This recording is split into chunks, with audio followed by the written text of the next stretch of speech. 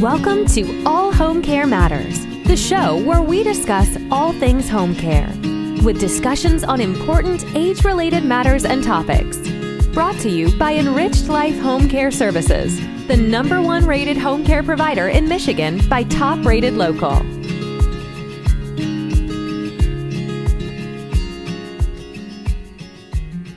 Hello and welcome back to All Home Care Matters. If this is your first time visiting us here at the show, we'd like to say thank you for taking time out to be with us today. We appreciate how valuable everyone's time is, and that's why we try and make each episode here at All Home Care Matters something that will hopefully matter to you. Today, we are honored to welcome back one of our dear friends, Marianne Sciucco. Marianne Sciucco is the co-founder of AlzAuthors and the author of the new book, A Wedding at Blue Hydrangeas. Welcome, Marianne Sciucco, co-founder of AlzAuthors, a nurse who is also a writer, as well as the author of a multitude of books. But we're here today to talk about her new book, A Wedding at Blue Hydrangeas. Welcome, Marianne. How are you? I'm good, Lance. Thanks so much for inviting me back to the show. Absolutely. Anytime we can help support the work you're doing and the wonderful people at AlzAuthors who just celebrated their 10th year anniversary, a tremendous milestone, we are always happy to do so. And you're also a board member at All Home Care Matters, so it's always an open invitation. So I want to jump right in because this is actually a prequel book to Blue Hydrangeas. Talk to me about what prompted you to write this prequel.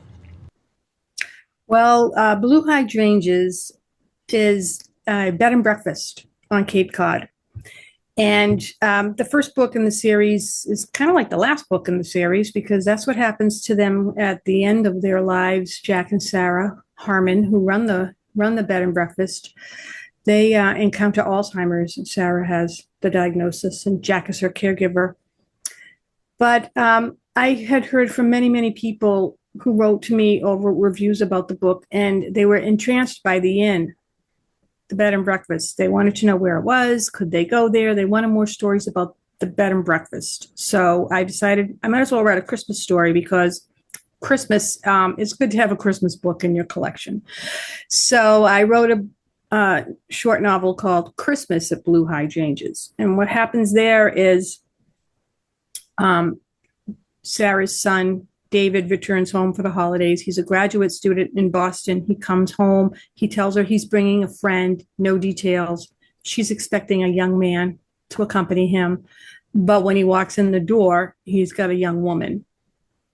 And so that sparked even, in the book itself, it sparks the idea that there will be a wedding at Blue Hydrangeas. So Blue Hydrangeas is this gorgeous property, 2 acres, beautifully landscaped. Sarah is a beautiful gardener. There are flowers everywhere in the summertime. It's really exquisite. So she's really thrilled to be planning a wedding for her son and his fiancée at their home. And I liked my Christmas book. I thought was really, I did a great job on it. I have to say, I really liked that book. And it just seemed natural that I'd follow through with that wedding story since Sarah did mention it. This would be a great place for a wedding. So I wrote the wedding story, and it took me quite a while. I started writing it in December of 2018, right after Christmas, right after the book came out. The Christmas book had been published just a few months before. So what happened then was in March of 19, my daughter got engaged. So now I had a real wedding to plan, and that kind of took over our lives. It was a really fun time because she got married in December. So it was a very short engagement. We didn't have much time to prepare. So she had a Christmas wedding, and then we know what happened after that. There was COVID. Right. So that really interrupted my writing. A lot of people I know were productive during COVID. I wasn't so much. I was distracted. I was working a lot from home. I wasn't able to spend time on my computer. So that, and then later that year, my brother unexpectedly passed away, and then I was consumed by that because I was the executor of his estate. So it's just all these things just transpired to keep me away from writing the book. So finally this year, I was in and out of it here and there, and it's not a long book. But I got back to it earlier this year and said, this thing's got to get done. So I set myself a deadline, and I did get it done. So it came out in ebook on June the 5th, which is my wedding anniversary. And yeah, and I'm working on the paperback. It's like nailed to completion at this point, and then there's an audio book in progress as well. I want to kind of dive into this a little bit because it is a prequel. Mhm. It culminates with Jack caring for Anne with her Alzheimer's. Sarah, Yes, and Sarah's the wife. what I really appreciate about this, Marianne, is the fact that I know you don't consider this book necessarily a book for caregivers, but if you read this Mhm. book, you're going to want to read the other ones, which eventually becomes a caregiver book, but also a love story, and I think Mhm. a real reality check for people about how life can transcend things. Right? They're young, they're in love, they get married. Ultimately, there's a diagnosis of Alzheimer's. And I appreciate it from the standpoint of, like, when I worked in the hospital or even with our home care company, we're only seeing Mr. Jones or Mrs. Smith, the patient with dementia, the patient with cancer, the patient with Parkinson's, or whatever the Mhm. diagnosis may be. And we don't get to see that more intimate portrait of who that person was: a college student, a father, a mother, going on family vacations, raising their children, all of the things that we do through life as we age. And you're giving people a very intimate portrait of who these people were back then. I think that's crucial and important because often we just see a person as their diagnosis and what we're there to treat them for or care for them with. Yes. Speaking as a nurse, I would encounter that, whether it was at a hospital setting with visits with transient, I would know somebody for a few days and then they'd fall out of my life. Or when I worked in long-term care and I would have a much longer, deeper relationship with Right. an individual. But I always appreciated if there were clues in their room or in their environment, especially in long-term care, that gave you a glimpse into who they were at the past, family photographs, seeing them with their grandchildren, seeing them when they were young. One gentleman I remember, Jerry, who had Parkinson's and dementia and was nonverbal. His family had hung his degrees on the wall. He was an engineer and he had several different degrees, and he also was a baseball player. So they had photographs of him wearing, in his baseball uniform, black and whites, when he was young. I don't know who he played for. I don't remember, but seeing that let me know what his life was like and what kind of a person he was. And you also get that from the interactions of family and people who visit too, as well. You also get that. So when I decided that I would write prequels to this book, I wanted to show what Sarah was like prior to her Alzheimer's diagnosis. We do see that in Blue Hydrangeas. There are still remnants of her, still being an artist and the things that Jack clings to, the aspects of their lives and their love together. But in these two books, you really get to see her in action, running the bed and breakfast, handling crises, planning a wedding, um, handling a blizzard by herself in the Christmas story. Yeah, so you see her being very capable, and there's no hint, of trouble brewing, another 2 decades down the road, because it's like 20 years before Blue Hydrangeas. How did you select this family? What made you pick this family? Oh boy, gosh, it goes back. I mean, I was inspired by a couple I met in my job. I was a case manager in a hospital. I worked in the rehab unit, and I was covering for someone, and they gave me their list of patients and what was to be done for each one. In this particular couple, they were all set. She was leaving leaving the next day, and the discharge plan was all in place. And basically, I didn't even have to go in there. But I was, going about my business room to room, and I glanced into that room and saw them. And I mean, this woman was 86 years old, and she was beautiful. She was so lovely. I saw her smiling and bright in her bed, and I went into the room anyway just to say hello. And her husband was there, and the husband was very frail. He was probably like 90, and she was 86 years old, and we start talking. And the thing about them that intrigued me is that they had driven all the way up from Florida, the state of Florida, to New York on their own, Wow. and successfully they made it. They didn't run into any problems until she got home, and then she fell. She broke her pelvis. So that's why she was there. And she was going off to a nursing home now for more therapy to get her walking again. And that was the plan. So while we were talking, their son showed up, and he was like an all business type, and he wanted to know if when I come tomorrow, I want to drive my parents to the facility. I don't want my father to take her.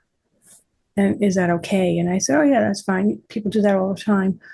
So I finished up with them and left, but they haunted me for the rest of the day. And what I was wondering was what would happen if the son didn't get there and the husband took off with the wife? Where would they go? What would they do? So that's what happens in Blue Hydrangeas. That's interesting. Yeah. Did you ever have any more contact with them? No, I never saw them again. Yeah. And then no idea this entire series is based on. No, I barely remember their names. I mean, I remember her face. I remember their faces. I remember her. She was just darling, and she would say, "Oh, I'm so mixed up," and she would laugh. And so that's in the book. Sarah does that. I'm so mixed up, and Interesting. laughs it off. Wow. I wanted to talk about not only, I'm an avid reader. We've talked about that before, but there's also a therapeutic benefit to it. I think especially for caregivers, it gives them some quiet downtime. Touch on how reading can be therapeutic, and it's also a good form of practicing self-care. Oh, yeah. Reading is a great escape hatch. And you often hear that from people who were big readers as kids. They often read to escape from whatever situation they were living in. And I was a big reader as a child. I remember going to the library and coming home with like a dozen books stacked. Like I could barely carry them. And it made me so happy just to have a stack of books around because it's all about possibilities. And I'll often say, like, if I'm reading a book and I'll say to my husband, well, I'm going to Nantucket because I read a lot of books about Nantucket. I'll be at Nantucket today. I feel like I'm in that spot. Yeah. Get to go and you get to see different worlds and how different people live. It's escapist. It can be relaxing. It depends on what genre you read. Right.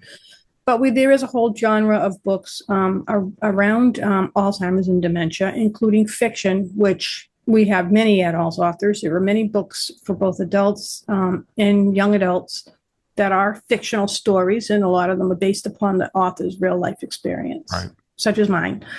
At the time when I wrote it, it was based upon experience I had in my work. But shortly after I published it, then my stepfather was diagnosed with dementia, and now I was living my own story.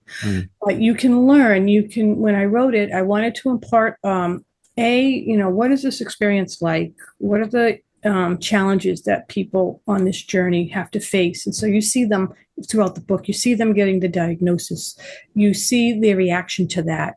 You see him trying to manage things at home by himself. He's going to hold it all together on his own, and it's not possible. They have this gigantic house, and it's just the two of them, and she's not of assistance. Anyway, she's in the way of him trying to manage things and keep it up. Yeah. And so then he has to hire help. So you see what happens with that. And then they face frequent hospitalizations due to urinary tract infections.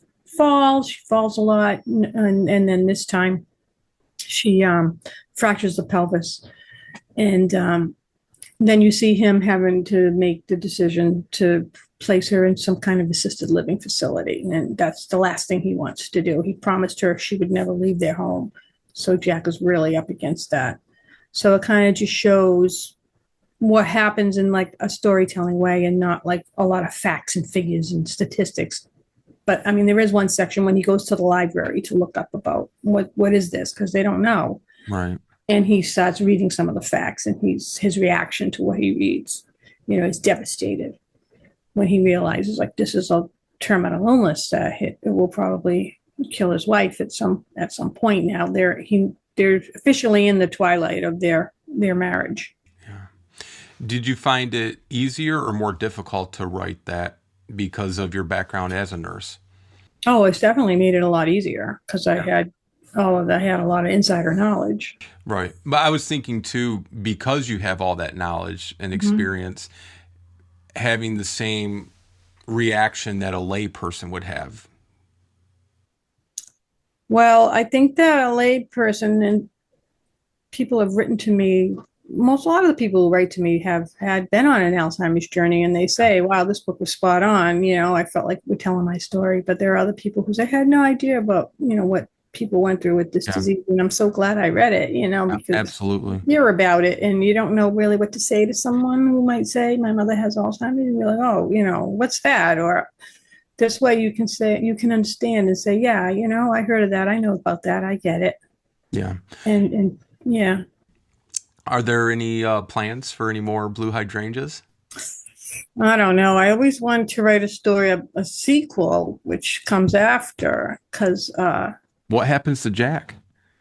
well, I know what happens to all of them. So Jack and Sarah, they have two grandsons Yeah. in blue hydrangeas. One of them is Derek. He's very sensitive. He's going to college for hospitality management. So at the end of the story, Jack gives the house to his son and his wife. And they're college professors and they're writers. So the house is closed to guests for like a long time. And they want to reopen it, and Derek is going to run it. Mm. So in a story I wanted to write, like a sequel, was going to be Derek's story, and he's running the house now, and his parents are gone because they're on a book tour. She's on a national book tour. They rented an RV and they're doing a summer tour across the country. So they're out of the picture because, I had to get them somewhere. So they weren't in the story. But Jack passes. Mm. He has passed at this point. So this is like maybe 10 years after. Well, probably less than that. Sarah's still living, and Sarah will die in that story. Okay. She will pass away. Derek is the caregiver for her, but she's in care. But she's in very end stage Alzheimer's disease. Yeah. So that's what ends up happening with them. And then Derek, he meets somebody and he starts having his story, and he's running the bed and breakfast, and people coming and going. So that might be fun. I actually had a woman read the book who ran a bed and breakfast in Montana, and she said that I portrayed the bed and breakfast accurately, which I was happy. I had been a guest in many bed and breakfasts, but I'd never ran one. Yeah. Well, maybe in your retirement, you can open up your own blue hydrangeas bed and breakfast. Oh, yeah. I want to, first, where would you like people to go to get their copy of A Wedding at Blue Hydrangeas? It's on Amazon, and it's on all the big booksellers, Apple iBooks, Barnes & Noble, Kobo, and a bunch of others. I can give you the link to it, the Universal Book link and the Amazon link. You can put it in the show notes. They can click on it there. And right now, for this month, it's on sale. So it's at half price. Okay. And through July 31st. So I don't know when this podcast goes out, but if it's within that time frame, you can get it at a discount. Okay. All of them. They're all on sale. And Blue Hydrangeas is paperback, in a paperback and audiobook. The Christmas book is in an audiobook. The Christmas book is not available on Amazon. Okay. It's available everywhere else, but not on Amazon. And then eventually you'll have the trilogy package that people can order to get all three at once, right? I thought about putting them all together in one book. I don't know about that. That'll be a lot of work, but it would be a good idea. Or just buy the 3 volumes, Buy the 3 volumes, maybe make a bundle. Yeah. Yeah, I think I sent you the image with all 3 covers. Yes. Yep. Yeah, the covers are beautiful. They were designed by my friend Catherine Harrison. They are gorgeous. Yeah, she was on our team at AlzAuthors, and she's a graphic artist and a beautiful artist, and she designed all of that. So they're pretty. They're very pretty. And we're going to have every link in the show notes, some up on the screen. Before we go, though, Marianne, I wanted to talk about just kind of a preview of what's coming. AlzAuthors is launching a film series. Why don't we talk about that for a moment? Yeah, we're doing a film series. We have a number of people in our collaborative who have created films, short films, for the most part. And for a long time, a year or so, I've been thinking we should really do a film festival to promote these works because they're really important. So one of the things that AlzAuthors, we're all about books, obviously. We're authors. But we learned early on that sometimes people don't have time to sit and read a book. Caregivers, they're too busy. Reading a book requires you to stop everything and just, focus on the book. Your eyes are occupied, your hands are occupied. You can't multitask. So we decided, that's why we decided to make our podcast. And we invited bloggers and other podcasters into our fold, and then the filmmakers as well. So we have 5 filmmakers right now that are scheduled. One of them may or may not continue on with it for different reasons, but they have nothing to do with us. But we have at least 4 films. And how we're going to organize it is You register for the event and you get a link to the film, and then you watch it at your own convenience.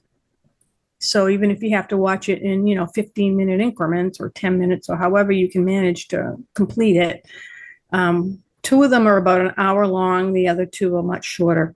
Yeah. But you would watch the film, and then we're going to gather together with the creators and have a discussion and talk about the film and, how and why they made it, and discuss what different aspects of caregiving and dementia that appear in the film. And that'll be recorded. And everything we do, we record and we put it on our podcast and we put it on our YouTube channel. Yeah. And I think, giving this, kind of different perspective, I know almost all of the filmmakers that you guys are going to be featuring, and we're hoping to have them, join us here at All Home Care Matters to promote this important event, because like you said, caregivers don't always have the time, and this is just a different way for them to consume some information, but also to some valued entertainment as well, right? I know I've seen most of the films, and, a lot of these, not all of them, are based on real life experiences. So it's coming from a caregiver who's lived that journey that people are walking now. And I always say, who better to learn from than those who have already, traveled that path. And AlzAuthors is, one of the leading platforms helping to, get this information out to people. I think I've said this to you many times, and I say it to people I talk to when I'm recommending AlzAuthors, it's easy to go on Amazon and just type in dementia book or caregiver book, but you don't know what the quality is. You don't know what the information is, if it's vetted. And I know you guys take great pains and strides in making sure everything you put on your platform is been vetted by you guys, nurses, family caregivers. And, I think that's an important, point to make, because not everybody is getting good information when they're buying something on Amazon or any of these online platforms.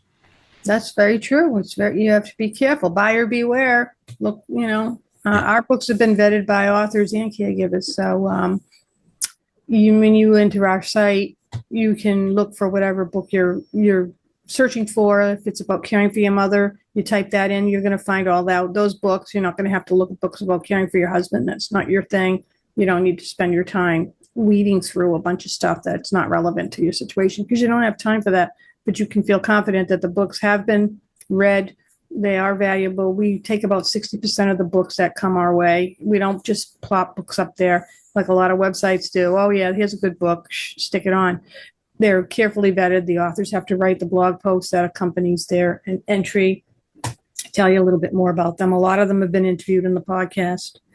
Some of them have been on our virtual event panels, and those are recorded in on the podcast as well. So you can feel like you're getting, good information when you look at our books. Yeah, absolutely. And let's say somebody's listening or watching this now or in the future, and they have a book or they have a story they want to share. They don't know how to get a hold of, somebody to help them get it out there. How could they enter their book into becoming an AlzAuthors approved book? Okay, so it's our website, AlzAuthors.com. And when you see the menu at the top, it says contact, I think. There's a contact page, and you click on that, and it will lead you to the submission form, which is quite involved and lengthy. You fill that out. There's a $25 submission fee. And then one of the acquisitions editors will reach out to the author to request a copy of the book, and we'll read the book and look at many, many other aspects of their platform. How are they working to promote themselves? Because that's the first thing. You have to be out there promoting yourself. And you can't just rely on us to do that for you. Having social media, at least one or two social media accounts that are active, is very important. We look at the star ratings, we look at the reviews, we look at all of that. We do that before we even request the book. And then if we feel like the book is a good fit, we will request a full manuscript. We usually review it. If it's on Amazon, we can read the look inside or the first chapter and see if this is something that we think our followers will like. And then we get the book and it's read and evaluated. And then if we feel like it's a good fit, then the author is invited to join and to write their blog post.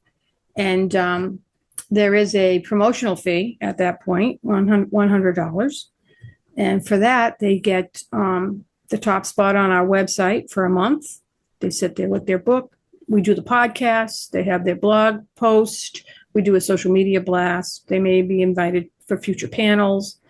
So they get a lot of promotion. They get to use our badge that says they're an AlzAuthor, and the book is recommended by AlzAuthors. Some people put that on their book covers. I've seen that. Put it on their website, whatever, on their marketing materials. So they get a lot of benefits from that. So the first step is to fill out that form, and then we'll take it from there. Wonderful.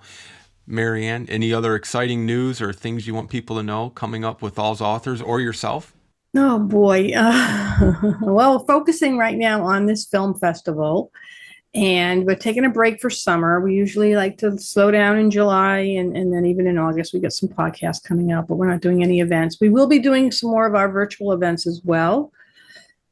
We're looking at doing something on life after caregiving with people who have used their caregiving experiences to, start businesses, basically, and to become advocates and work, in this domain. And let's see, we had so many we wanted to do. We wanted to do some with the authors of the children's books, because children really need to be brought into the loop. If somebody has dementia in the family, it's not something that they should be secured from or hidden away. They need to know what's going on and understand, but at their own level. So we have numerous children's books, beautiful works that people can use to introduce this topic and to educate their children. So we wanted to do something with that. And we want to put out a new caregiver guide. We have a lot of caregiver tip sheets and caregiver booklets available on the website under resources, free resources you can download. So in the little booklets, we include all of the books in our collection on a given topic. So the one that we haven't done yet is caring for a spouse. So all the books that are about caring for a husband or a wife would be in that one. But we have one for like when dad has dementia, caring for your mother. So that way, if you just download that, you can get a glimpse at all the books at once without having to become overwhelmed. Right. Numerous choices and not knowing which one is the one that I like. But you know what? Buy more than one, because you're going to need more than one. Absolutely. And I just want to commend you. I did not know that when I asked. When you talk about doing a book or a panel on when caregiving ends, I was just telling somebody the other day, there's so many wonderful books out there, but there's not many that focus on what happens when the caregiving ends. And I think that's something I've actually toyed with writing myself, because I think it's such an important aspect of the caregiving journey that often gets lost because we're so focused on the journey, but not what happens when that journey ends. So I'm looking forward to that, because I know for myself, when the caregiving ended for my father, my life changed entirely, from medical school to having a home care company to now, doing the podcast. And I just feel like people need to know and prepare for that day, because sadly it does ultimately come at some point. It may not be today or tomorrow, but it will come eventually. So I appreciate you guys doing that. AlzAuthors is my favorite organization. And anytime we can help you guys, we are more than happy to do so. So Marianne Sciucco, author of the new book, A Wedding at Blue Hydrangeas. Thank you so much for joining us. Thank you, Lance. Have a great day. You too. Thank you for joining us today here at All Home Care Matters. All Home Care Matters is here to help families as they navigate these long-term care issues. We invite you to visit us at allhomecarematters.com, where there's a private, secure, fillable form where you can give us feedback, show ideas, or if you have questions. Every form is read and responded to. And remember, you can listen to the show on any of your favorite podcast streaming platforms or watch the show on our official YouTube channel. Just make sure that you hit that subscribe button so that you never miss an episode. We'd also like to say thank you again to Marianne Sciucco for joining us today. We look forward to seeing you again here at All Home Care Matters. Thank you for joining us today. We look forward to you joining us again on another episode of All Home Care Matters. To learn more about the show and to connect with us, visit us at allhomecarematters.com.